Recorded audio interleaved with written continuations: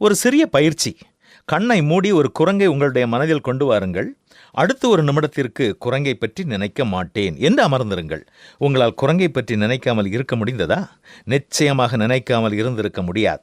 குரங்கை பற்றி நினைக்கக்கூடாது என்ற எண்ணம் அதிகமாக குரங்கை பற்றி நினைக்க வைத்திருக்கும். அடுத்த ஒரு நிமிடம் ஒரு பூனைக்குட்டியை உங்கள் மனதிற்கு கொண்டு வாருங்கள். இப்பொழுது பூனைக்குட்டியால் உங்களுடைய மனது நிரம்பி இருந்ததன் காரணமாக குரங்கு உங்களுடைய மனதிற்குள் வரவில்லை.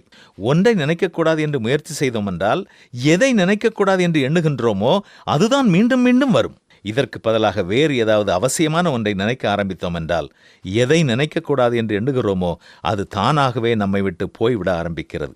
ஒரு கெட்ட பழக்கத்தை விடப்போகிறேன் என்று ஆரம்பித்தால் அநேகமாக அதே பழக்கத்தில் மீண்டும் மீண்டும் நாம் விழுவதற்கான வாய்ப்புகள் அதிகம்.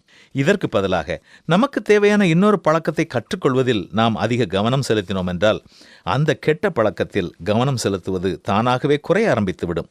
ஒரு உளவியல் அறிஞர் இவ்வாறு சொன்னார்: ஒரு சிறுவன் மரக்கிளையில் தொங்கிக் கொண்டிருக்கும் பொழுது, டேய் கீழே விழுந்து விடாதே என்று சொல்லாதீர்கள். அப்படி சொல்லும் பொழுது அவன் கீழே விழுந்து விடுவதற்கான வாய்ப்புகள் அதிகம். காரணம், கீழே விழுதல் என்ன என்று அவன் மனம் காட்சிப்படுத்தப்படுகிறது. இதற்கு பதிலாக கிளையை இறுக பற்றிக்கொள் என்று சொல்வதுதான் சரியானது. கெட்ட எண்ணம் நம்முடைய மனதிற்குள் வரும்பொழுது நாம் அதில் சிக்கொண்டு சோதிக்கப்படுவோம்.